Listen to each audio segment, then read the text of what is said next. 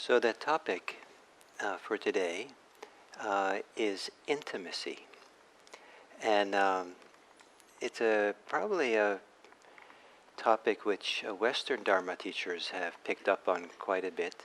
Among Western Dharma teachers, especially Zen, they love this. Some of them love this saying that where they equate to be awakened is to be intimate with all things. And the other thing they like to say in Zen is not knowing is most intimate. If we know too much and we come with our preconceived ideas, we can't really know what's directly here. And so I think this idea of not knowing is most intimate.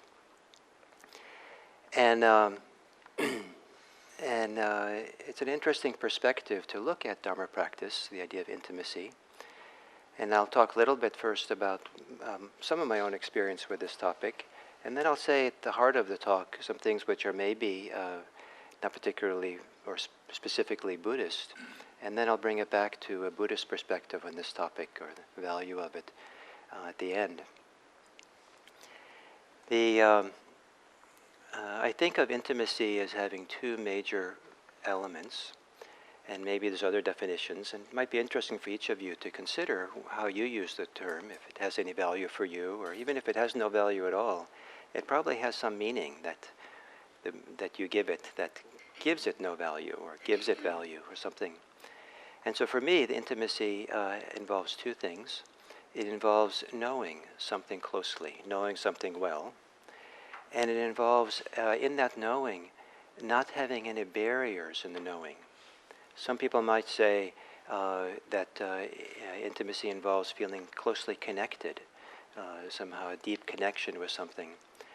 And I think that's nice, but I kind of prefer to say with no barriers to the knowing. Because when you talk about being just deeply connected, it's too easy, I think, to slide over in we should be connected. We're supposed to be a certain way. Whereas if they express the idea of no barriers to connection, then whatever's supposed to happen when there's no barriers, no static, nothing gets in the way, then it can happen freely on its own, and who knows what it's supposed to look like. Maybe it doesn't have to look like being deeply connected. So maybe this will make more sense as we go through this. And so for me,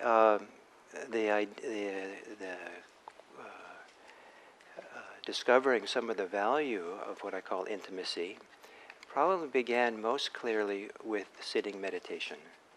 That it was in meditation, in Zen meditation specifically, where I started to know myself in deeper and deeper ways and feel a kind of intimacy to myself, to my feelings, my thoughts, my emotions, my kind of inner life in a way that I'd never known when I was younger.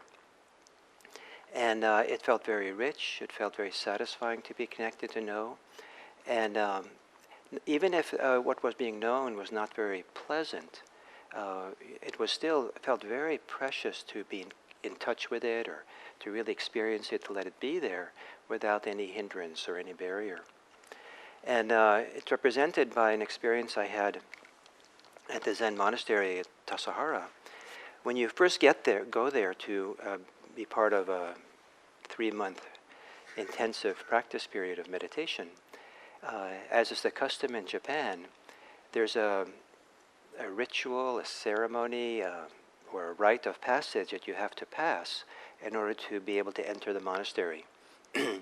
And this rite of passage involves sitting in the meditation hall for, when I was there, I think the rule was 5 to 10 days without moving, kind of. 3 times a day you were given a meal, and so you could turn around in your seat because all the meals were eaten in the meditation hall. So that was kind of like you were busy eating. And then after the meal you had, I think, half an hour break, and then you had to go back and sit. But there were no bells. You just had to sit until the next meal. And if you really needed to move, you could move. But and if you really needed to go to the bathroom, you could. But the sitting was 5 to 10 days, how long you sat. And it was the custodian of the meditation hall who decided how long, or the abbot or someone, who decided how long you sat. And if they saw you going to the bathroom often, or if they saw you kind of fidgeting and moving a lot, it was going to be the longer rather than the shorter. And I did this twice. I had to do it in Japan as well, where in Japan it was there was 7 to 14 days, and you had to it was kind of like you had to prove your sincerity in Japan to be entered. So in Japan, first you had to kind of show up at the monastery gates, and and then you had to stand out there at the front of the gate, however long it took to prove your sincerity. And you just have to stand there and stand there and stand there and stand there. And at some point they felt, okay, this person's serious.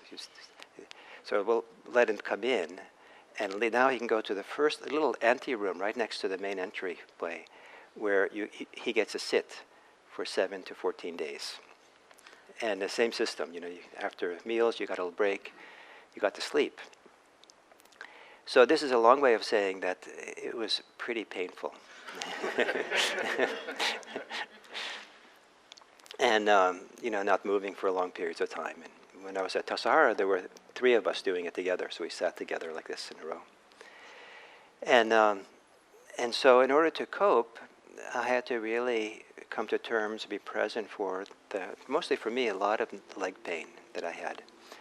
And so I had to be very, very attentive to what was going on to be able to manage with the pain, so that fear, aversion, despair, self-pity, all these things didn't get the upper hand. And I learned quickly that if I had something like these things, like self-pity, that the muscles around my knee would ever so slightly contract and it would hurt more. And if I had no self-pity, it wouldn't hurt as bad. So I preferred not hurting so bad. So I had to watch what was going on in my mind very carefully. I saw that what I thought about affected my relationship to the pain, affected how much at ease I could be with it, or dis-ease I had with it. So it was so long, 5 to 10 days, that tracking it, being with it, and having to be meticulous with watching my mind in order to, for me, it felt like to survive. That I never had been so closely in touch with myself. I didn't know how long it was going to be. It was open-ended, and up to, I guess, 10 days. And at some point, I was sitting there in the meditation hall, and I felt these fingers tapping me on the back of my shoulder, and I knew it was over. And I started crying, because what I thought was, I'll never be this intimate with myself ever again. Because who would put themselves through that on purpose? And so and with this idea of, being really intimate. So what I discovered, though, is that you don't have to sit in pain to have that intimacy. It was just, that was my, first encounter with it. And as my meditation practice deepened and continued, and I learned to be a little more meticulous in being present. In the meticulousness of it, it's kind of like the door is open, or the window is open to see, and so I could see all the movements of my mind. I could see the movements of my emotions and feelings, and as I got quieter and stiller, it was more and more intimate, more detailed, more kind of felt closer, deeper into what was going on. And it felt so good to be deeply in touch with myself. And as I did that, what I felt was that what I saw was the forces that would come up in me, where I would lose that, where I would start thinking about things or reacting to things, or kind of getting involved with my preferences or my dislikes of things. And then I could actually feel how I left that intimacy or that close connectivity. And that was a powerful teacher for me, to watch what goes on in the mind, to do that. And the more I knew how to be at ease, and it was deep knowing and at peace with myself, the more that became a teacher for me to see and notice how I reacted to that and pulled away from it or whatever went on. So then the other thing that happened in those Zen days was we would sometimes sit for 7-day sesshin, 7-day retreats, and we would sit in the meditation hall for 7 days. And we would, in Zen, you sit very, and kind of it's very organized. And I would sit next to some people who were just, just a couple inch, knees were just maybe 2 or 3 inches apart. So we were sitting pretty close to each other. We were all sitting in a row facing the wall. And in Zen, they meditate with the eyes open. So your visual field, you're not really focused looking at anything, but still the visual field is kind of present. And what I started to discover was sitting next to someone for 7 days, I would be aware, without thinking about it or trying to, of their breathing. I'd be aware of their chest moving. Outside of my eyes, I could see their chest moving or their belly moving, and I could see how they sat. I could see when they started feeling, you could feel or see in their body, and the body shifts and stuff. Oh, now they're struggling, they're having a hard time, or now they're crying, or now they're really clear and present, and boy, they're really still now. And but especially with the breathing, I felt such intimacy with those people. I felt like I really got to know people in a way that, 7 days to next to them in silence, I felt I knew them better than if I'd spent 7 days talking to them. Because talking, you learn something about people, but there's something deeper about meditating with someone. There's like somehow they're touching into deeper parts of themselves or fuller parts of themselves, and somehow it's kind of manifesting, or somehow, there was less barriers for me to take it in. And so I felt very precious about this kind of, the people I sat next to and taking them in. And it wasn't done intentionally. Maybe if it done intentionally, I wouldn't have felt so intimate if I was trying to do it. But it came from kind of the openness, the clarity, the subtleness, the presence of sitting there. And so this was very nice. And then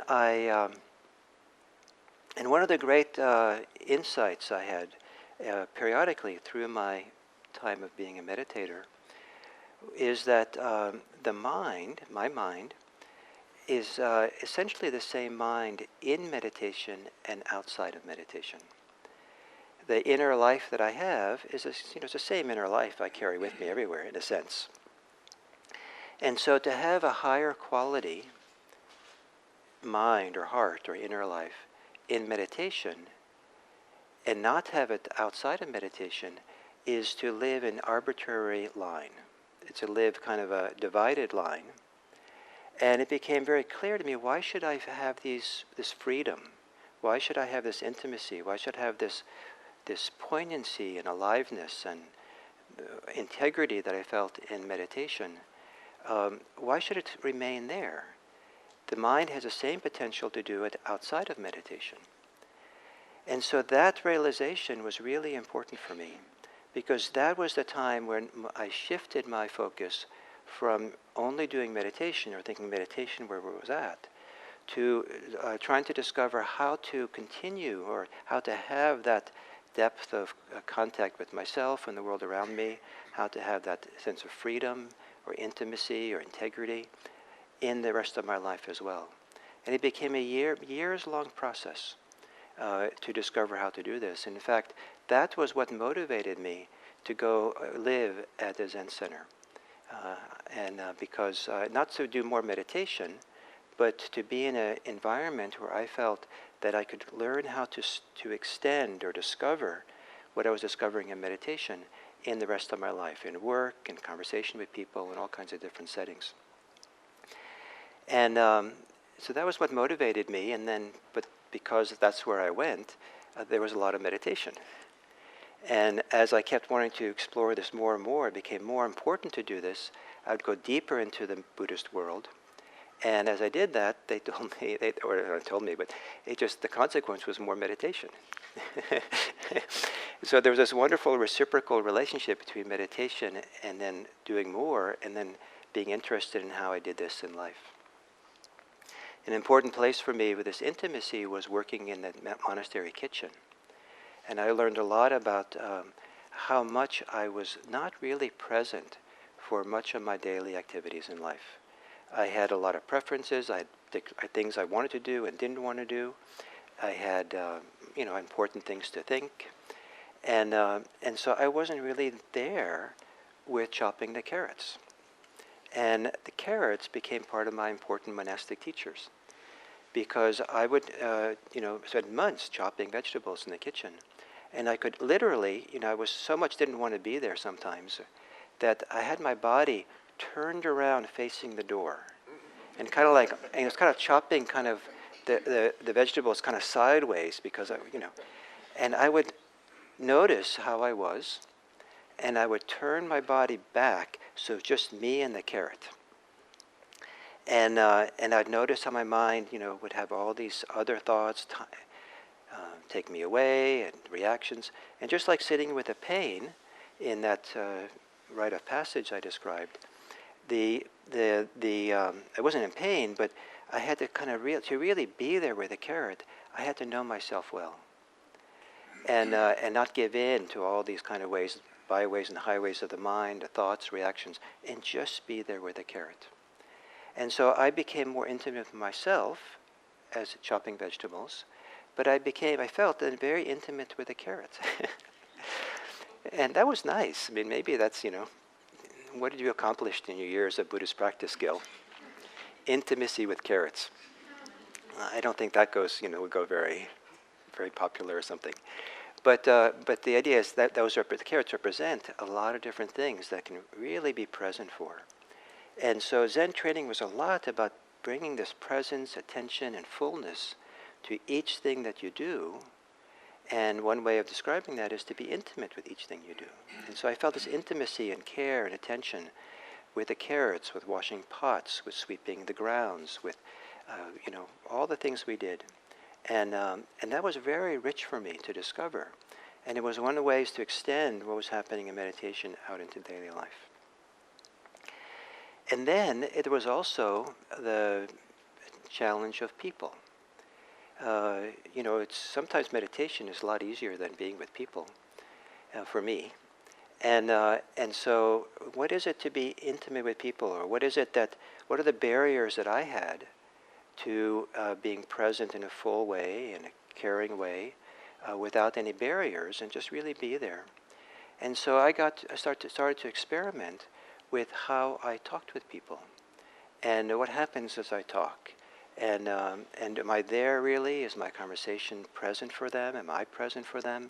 Am I more involved in my reactions, my preferences, my negotiating, trying to fix things, trying to have an impact on them rather than just be present? And I learned a lot about myself that was rather humbling in this regard, in my relationship to people and everything. And slowly I began to let go of the stuff that was kind of not so useful for me to do. One of the first ones that I learned in that kitchen at the monastery was how much I wanted to be liked. And that wasn't the end of it. I noticed how much I was constantly doing social gymnastics so that I would try to get everyone to like me. And I got to see this at a time when I was the kitchen manager. And there's something about being ahead of a kitchen with, there were sometimes, a dozen people working in the kitchen, which is usually not the ideal place to get people to like you. They have to get the job done and, all kinds of things. And they talk about monastery kitchens being kind of a pressure cooker place. And so for me to constantly be doing this social gymnastic as the kitchen manager was very stressful. And so I had to take a deep look at this, and I had to see how attached I was to this. And I learned that desire to be liked interfered with being really present for the person I was with. And in a sense, interfered with intimacy. And I had probably thought that if people liked me, then we could be intimate. But that was just mostly going with my preferences and with this veil of desires that I had. And I had to actually let go of the desire to be liked in order to have something like real intimacy, which maybe is kind of counterintuitive. Now I want to talk a little bit about what I, what I think are three elements of intimacy that maybe have nothing to do with Buddhism, but hopefully have some universal value to point these things out. And so, or three approaches to intimacy, or three channels in which intimacy occurs. And so one of them is feeling really intimate with someone else because you know them well. And there are people who will share themselves, who will tell you stories about themselves, people you know their life story, their situation like that, whatever's going on, or they're going through some kind of difficulty or something wonderful. And you feel really connected to them, you know them well, and you feel like, wow, there's a real intimacy here because I know them. And I know, they're telling me all kinds of details of their life, and boy, I'm being pulled in. I really feel close because I know so much about them. And some people feel, quite not. It really can be rewarding and satisfying to feel that depth of connection to other people.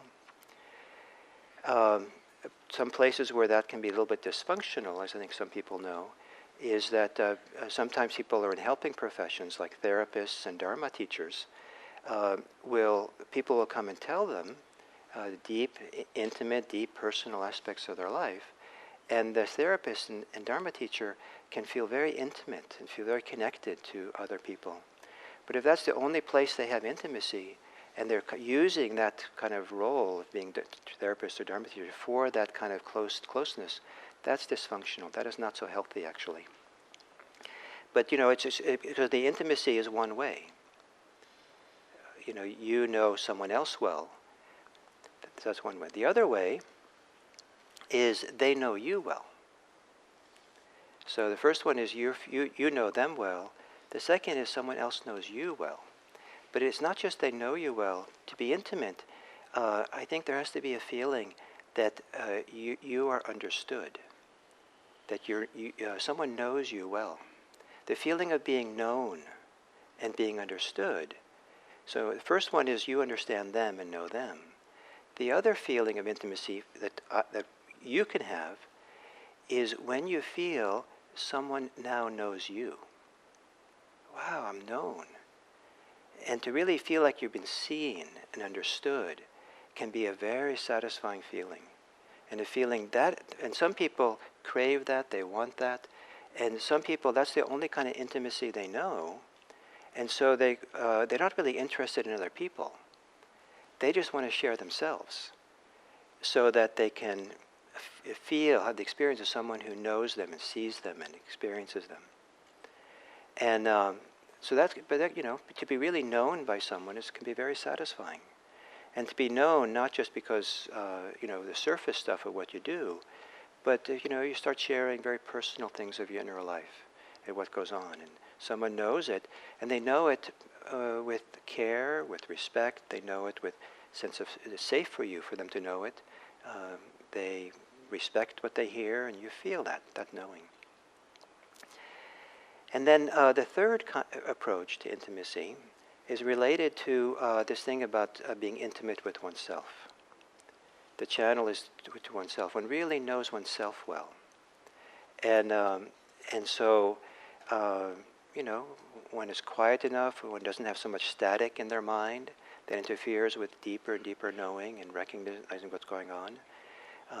That's why meditation, the stillness of meditation is not for the purpose of being still, but so there's no static to see the deeper impulses, feelings, desires, wishes, fears, beliefs that we have. And to really start knowing and feeling deeply can feel certainly very intimate with oneself. One way that intimacy, these different kinds of intimacy, these different approaches or channels for it, they can work together. So sometimes if someone else is, if you're really trying to understand someone else, really trying to be present for someone else, and maybe you have to respond or know what to say or how to support them, what they're going through might be quite difficult. What they're going through is maybe challenging for all kinds of ways. And in order to really be present for them, in order to really connect and understand them, it takes a lot of intimacy with oneself. One has to be able to tune in to one's own feelings, one's own body sensations, one's own beliefs, one's own history and relation, all kinds of things, and really stay in touch with deeper places inside where we resonate with someone or feel connected to someone, or where we take in someone, process someone, than simply our rational mind. We hear the story and then we just kind of do the calculation. Well, they said they had a flat tire, and I had a flat tire once, and they probably feel, a little bit discouraged. Now I know them. But, it takes much more to kind of tune in and to feel. And the greater capacity we have for sensing and feeling in ourselves, the deeper we can feel and sense the fullness of someone else. And so some people, what they value in connection to other people, talking with other people, connecting with other people, is not necessarily being intimate with them, but the process by which they feel intimate with themselves in that approach. And that can be a little bit dysfunctional, that if that's the only way someone knows how to be intimate with themselves, is in with a prompt or the intensity that can happen when we're with someone else. And only then do we really know ourselves. So these are three different approaches to, or channels for, feeling intimacy. Some people only know intimacy through one or two of these channels. I think it's ideal to know them through all three, because then the doors of knowing, of awareness, is equally open in all directions. So three approaches are to be intimate by knowing someone else well, to feel intimacy by feeling you have been known by someone else well, you are being known, and then the intimacy that comes from knowing yourself well. So 3 ways. So what's the Buddhist kind of approach or Buddhist practice kind of thing to do with these 3 different things? I think what makes it really rich is in Buddhist practice, we're looking at the heart of Buddhism is how to be free. How to be free of attachments, clinging, resistance, how to be free of the static or the barriers we have to well, you could say to being intimate, but the barriers we have to being free. And so if we use the deeper intimacy that we experience as the material for the practice, then we're going to learn places in a deep. The more we know ourselves, we're going to recognize, oh, here I'm stuck, here I'm being reactive, here I'm resisting, here my preferences are operating, here I have a lot of desires, here I have a desire for intimacy, and lo and behold, the desire for intimacy is now interfering with being intimate. Here I have a desire to run away, or to not be known, or to protect myself. Do I really need to do that? What is that? What's going on here in me? And to really feel and understand what's going on in this deeper way. And so the process of being intimate is not for intimacy's sake, but for the sake of freedom. And then to discover greater and greater ease. And to do that in relationship to other people is a fascinating process. And not always welcome by other people. Because as people get to know each other deeply, kind of what we call maybe deep or very close relationships are often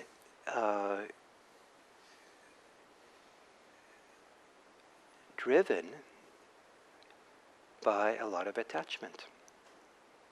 I think that it's probably hard to find a relationship where we don't have attachment to certain preferences, our desires, what we want, what we don't want. And sometimes the more intimate people are, in terms of being closely connected, partnered in some ways, probably the more subtle, deeper the expectations, the attachments that we have are operating. And so intimacy by itself doesn't always come attachment-free. In fact, sometimes what people are intimate about is they're intimate because they share the same attachment. And that can feel very safe, it can feel very connected, it can feel like they know each other well, and let's just keep doing it. Whereas to begin discovering how to be free and not try to get everyone to like yourself, or not try to get something from a relationship, or not try to get approval, or even get love, or status, or safety, or recognition, or pleasure, or whatever it might be, but to stay open and to meet someone else in the openness, and to be able to be met by someone else in that freedom and that openness is one of the great, I think, delights of Buddhist practice. In the Zen tradition, where I practiced first, that ability to meet another practitioner, mind to mind or heart to heart, body to body in a sense, in that field of freedom is considered to be ideal. And in fact, what they're doing sometimes in Zen practice is they're using that as the orientation or a reference point for discovering how free you can be. Because it's possible to be free or feel free in a limited way, but in meditation or alone, and think that I'm really free. But it's not, but then you run into people and you discover you're not so free. It's not a few people who spend long periods of time on meditation retreats or off being monastic or something and protected from many of the everyday concerns. And they thought, I'm pretty free. And then they come back to the city and work and start a family and getting the kids to school and the mortgage and then the plumbing under the sink starts leaking. And it goes on and on, Jack Kornfield tells a wonderful story of meeting one of the famous Sufi masters who are living here in the West, Idri Shah or someone like that. And he said something like, you take almost any of the great spiritual masters from Asia, and who seem so wonderfully enlightened, and you put them in an American suburb with kids and a dog and work and a mortgage, and, and they're going to be challenged. So the work of bringing the practice to our relationships and discovering how to have this freedom and clarity and no barriers and a certain kind of intimacy is also part of the work that they explicitly do in some schools of Zen. And they have this wonderful saying, and little like a phrase they say, a cliche, only between a Buddha and a Buddha. That something about the nature of practice can only happen in relationship to other people. And so when you go to a Zen teacher for a formal interview, a meeting, one-on-one, sometimes at some point it stops becoming a place you go for advice, but it's a place you go to meet, to discover what it is to meet from the place of the depth of your practice. And you show up and you kind of be your practice, and the teacher hopefully bees her practice, and then, what happens and what kind of meeting happens there? Is it static free? Is it attachment free, or what happens there? So this idea of discovering intimacy and exploring intimacy can be very satisfying, but I think it's a great help for Buddhist practice. And to do Buddhist practice and explore how to become freer and freer in our relationships and in this intimacy is also a way of purifying our intimacy, clarifying it, and also making it safer and safer. I think it's fair to say that there's a lot of attachment, as I said, in relationships, even ones that feel very intimate. And those can blow up at some point. People can go together for a long time, and then these attachments get the upper hand, or they manifest in certain ways that are difficult for the relationship. But if the intimacy we feel is used as a field of practice, of looking at the static, looking at the attachments, looking at what's really going on deeper and deeper and deeper, and smelling our way, feeling our way to the greater freedom. Then the process of intimacy is protected and made safer as well. So it's a wonderful reciprocal relationship. That intimacy supports the practice, and the practice supports the intimacy. So if this is interesting for you, what I said, what I'm hoping from this talk is not to have taught you something, but rather to have provoked something in you. And what I want to provoke is, or evoke, maybe it's a nicer word, is that you reflect on your own relationship to intimacy. How do you understand it? What's your relationship to it? Does it have any role in your life? How does it work for you? Are these three different principles of three different kinds of intimacy I talked about, are they interesting for you? Do you fall in one of these three more than the other? Your intimacy you tend to feel with people tend to be more about knowing them, or they knowing you, or mostly knowing yourself? How does this work for you? So, intimacy. I hope this is interesting. So, not to frighten you, because intimacy can be quite frightening. So you don't have to be intimate whatsoever. But before the potluck, we have about 5 minutes. It would be great if you would turn to one or two people next to you and to say hello and say your name. And is that as far as you want to go? Great. But you might want to say something safe about this theme today to the people you're saying hello to. Anything that was evocative for you, interesting for you, or challenging you'd like to just say. And then please stay for the potluck, and which will probably start in about 10 minutes. And thank you for being here.